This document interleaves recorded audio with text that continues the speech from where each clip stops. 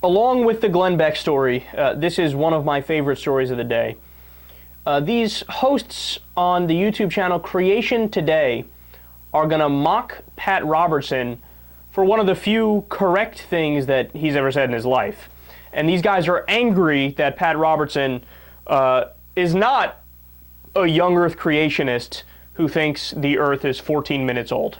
Without God's word, without this authority, we can't know anything at all. This is the basis for knowledge and understanding. It really is. That's right. Now, the implication, of course, in the email, she's worried that the Bible doesn't cover dinosaurs. Right. Of course, the Bible does cover dinosaurs. We have talked about that on this show several times. But I think it's going to be quite instructive, really, now to have a look at what Pat Robertson actually said in response to this email. So we're going to listen to what he had to say, and we're going to comment on it and what he said as it goes along. That sounds great. Let's roll that first clip. Look, I know people are probably trying to lynch me when I say this, but Bishop Usher, God bless him, wasn't inspired by the Lord when he said it all took 6,000 years. It just didn't.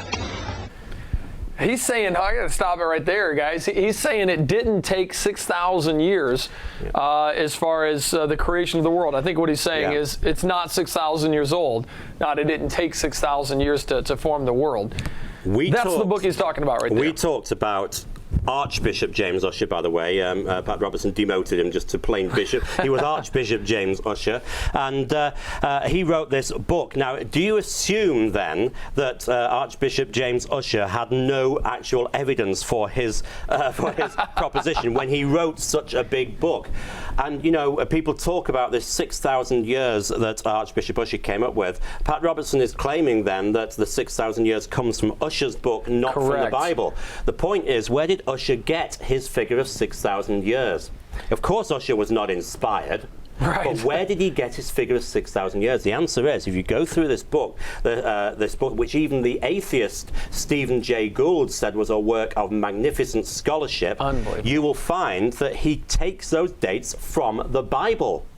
So the figure of 6,000 years comes from the Bible. Now then, Pat Robertson, are you claiming that the Bible is not inspired when the Bible clearly tells us that the world is 6,000 years old? Because that's where Usher got his date from.